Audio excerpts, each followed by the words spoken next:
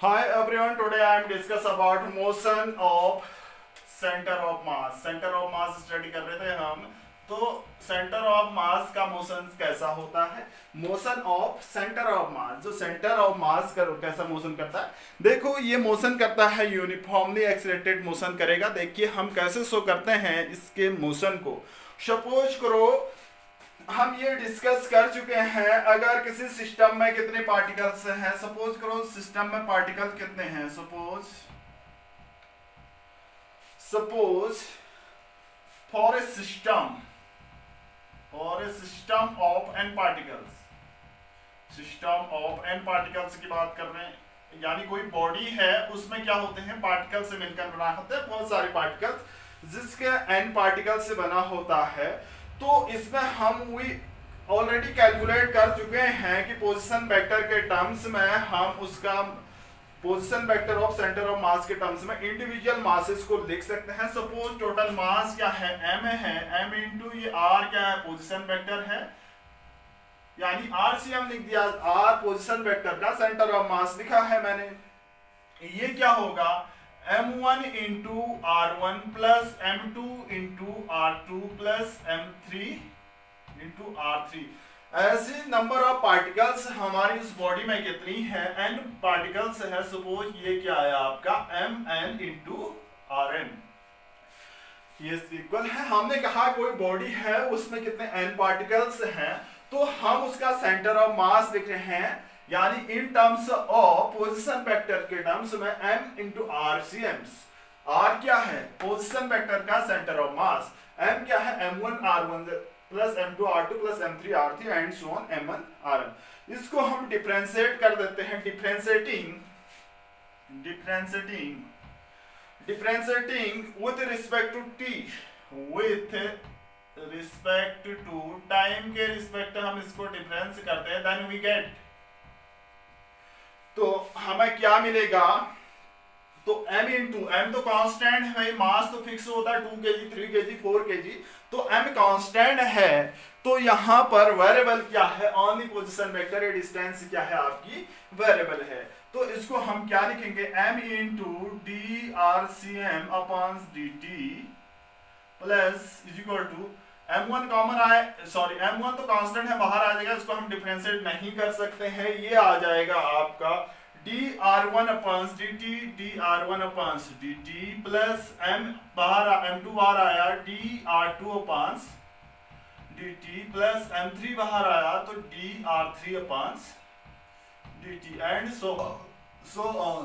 ये हो जाएगा mn बाहर आया तो drn अपॉन dt। ठीक है, अब एक फॉर्मूला हमने पढ़ा था, rate of change of displacement को हम वेलोसिटी कहते हैं, rate of change of, since हम ये जानते हैं, since D R upon dt r distance है तो इसको हम वेलोसिटी कहते हैं, इसका यूज करेंगे। तो dr1 अपॉन dt v1, तो dr2 upon dt v2, dr3 upon dt v3, drn upon dt तो vn, drcm अपॉन dt ये क्या हो जाएगा आपका vcm, यानी ये वेलोसिटी, यानी सेंटर ऑफ मास, वेलोसिटी का सेंटर ऑफ मास हो जाएगा। m तो कांस्टेंट है, देखिए m कांस्टेंट है तो इसको हम क्या लिख सकते हैं, rate of change of displacement को वेलोसिटी लिखते हैं। यहाँ पर सेंटर ऑफ मास के टर्म्स में लिखा है तो वेलोसिटी को भी हम सेंटर ऑफ मास के टर्म्स में लिख सकते हैं। ऐसे ही इसको हम क्या लिखते हैं, m1 v1 plus m2 v2 plus m3 v3 and so on mn vn, ये लिख सकते हैं हम mn vn। तो velocity of centre of mass क्या लिख सकते हैं हम, देखो velocity of centre of mass, तो velocity of centre of mass लिख सकते हैं, velocity about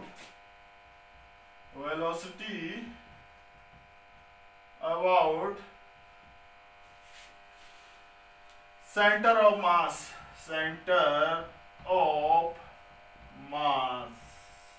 is equal to, ये m इसके डिनोमिनेटर में चले जाएगा, तो vcm इज इक्वल टू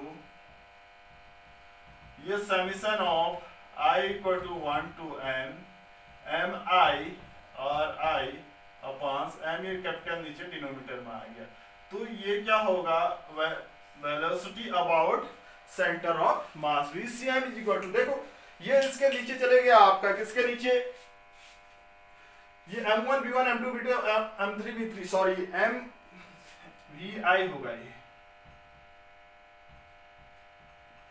देखो ये डिनोमिनेटर में चले गया M1 V1 plus M2 V2 M3 V3 and so on MN VN upon capital M आया। ऊपर वाली चीज को हमने लिखा summation of I equal to 1 to n MI VI upon M लिखा, तो ये velocity about centre of mass बन चुकी है।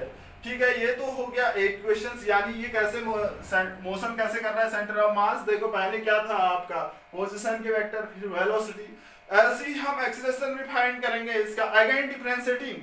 देखो ये तो हो गया आपका, इस इक्वेशन को और डिफरेंशिएट कर रहे हैं, किसको,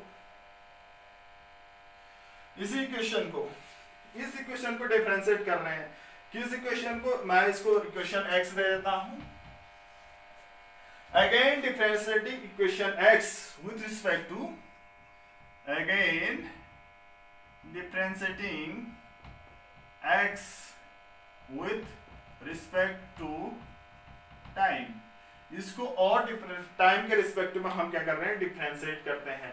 तो क्या आएगा, देखो m तो कांस्टेंट है, m कांस्टेंट है, तो dVCM upon dt is equal to m1 dV1 upon dt plus m2 dV2 upon dt plus m3 dV3 upon dt and so on plus mn dvn upon dt।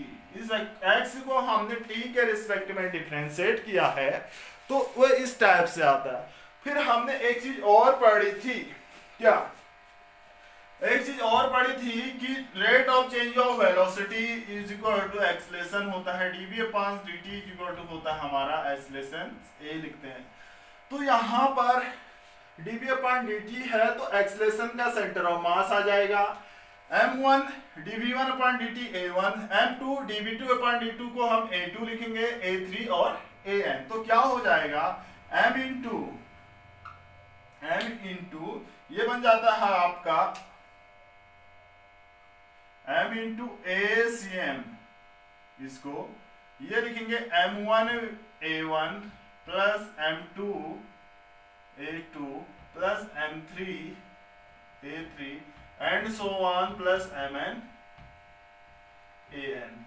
तो यहां से हम क्या लिख सकते हैं, acceleration about centre of mass, acceleration about centre of mass क्या होगा, देखिए acceleration about centre of mass यानी ACM, ACM equal to summation of I equal to 1 to n MI AI upon capital M, यानी acceleration about centre of mass कितना होगा, कितना होगा, ACM is equal to summation of I equal to 1 to n AI MI CI into इतना होगा।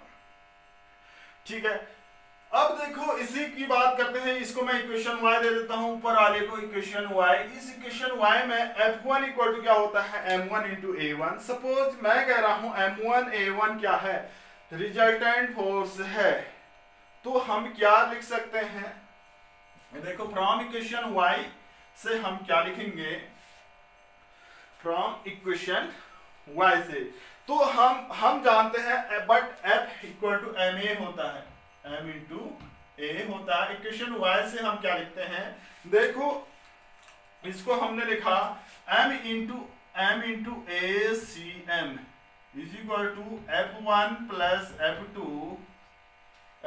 Plus F2 plus F3 and so on Fn लिख सकते हैं, क्योंकि F इक्वल टू ma होता है, ऐसा लिख सकते हैं, F इक्वल टू ma होता है, तो यहां से हम क्या लिख सकते हैं, तो इसको रिजल्टेंट में हम ऐसा लिखेंगे MACM, यानी एक्सेलरेशन अबाउट सेंटर ऑफ मास जो होगा F नेट एक्सेलरेशन होगा, नेट फोर्स जो होगा नेट एक्सटर्नल फोर्स के इक्वल होगा। F1 plus F2 plus F3 को हमने F नेट एक्सटर्नल लिख दिया। ठीक है, is the net force all external forces that acts on the system। जो जितने भी फोर्स उस सिस्टम पर एक्ट कर रहे हैं उसका net force F external, F net external लिख चुके हैं हम।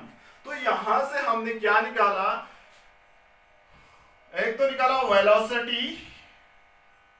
Velocity about centre of mass, acceleration about centre of मास, ये चीजें हमारी यहां से निकली। तो यहां से क्या कंक्लूजन निकलता है हमारा, तो इस इक्वेशन से, किस इक्वेशन से, ये F equal to MACM equal to F1 plus F2 plus F3 या MACM equal to F net, इससे क्या कंक्लूजन निकलता है, it is clear that the center of mass of a system of particle moves the whole mass की तरह move करता है of the system was concentrated at the center of mass में क्या होता है, concentrated होता है, and all external force were applied that points। ठीक है, यानी एक यूनिफॉर्म एक्सेलरेटेड मोशन भी कर सकता है। इसमें एक इंटरनल फोर्सेज आर क्या होते हैं, एक्शन रिएक्शन पेयर में होते हैं, hence is out over the vector sum is external force is remains. देखो ये एक्शन रिएक्शन फोर्सेस होते हैं, ये कैंसिल होते हैं, कैंसिल आउट करते हैं। देखो जितना F1 इधर पे है F2 उधर को भी होगा, यानी इसमें दो फोर्सेस कह रहा है, F1 है तो एक माइनस F1 भी होगा, तो ये एक दूसरे को कैंसिल आउट करते हैं इंटरनल फोर्सेस जो अंदर होते हैं। तो क्या होते हैं, cancel only vector sum of external forces. जो इंटरनल फोर्सेस होते हैं इसके अंदर, पार्टिकल के अंदर, ये पेयर में होते हैं, यानी जो पार्टिकल के अंदर इंटरनल फोर्सेस होते हैं वो पेयर में होते हैं, लेकिन एक दूसरे के अपोजिट होते हैं, एक दूसरे को कैंसिल आउट करते हैं। ओनली हम किसका सम करते हैं, वेक्टर सम एक्सटर्नल का। यहाँ पर लिखा है ना F नेट एक्सटर्नल लिखा है, क्यों लिखा है, इंटरनल क्यों नहीं लिखा है, इंटरनल के अंदर क्या होते हैं, मैग्नीट्यूड सेम होता है, डायरेक्शन एक दूसरे के अपोजिट होते हैं, तो एक दूसरे को कैंसिल आउट करके वो अंदर के इंटरनल फोर्सेस जीरो हो जाते हैं, तभी यहाँ पर हमने F नेट इंटरनल फोर्सेस लिखा है। ठीक है, रिमेन्स ऐसे रहते हैं। If A rocket explodes in such fragments, example क्या है, फायर्स इन ऑल डिफ्लेक्शन, यानी एक प्रोजेक्टाइल मोशन करता है आपका रॉकेट, तो इसमें भी यही चीजें यूज होती है। ठीक है, ये तो है motion of A centre of मास। ठीक है, इसके बाद नेक्स्ट टॉपिक हम नेक्स्ट वीडियो में पढ़ेंगे, linear momentum of A system of particle.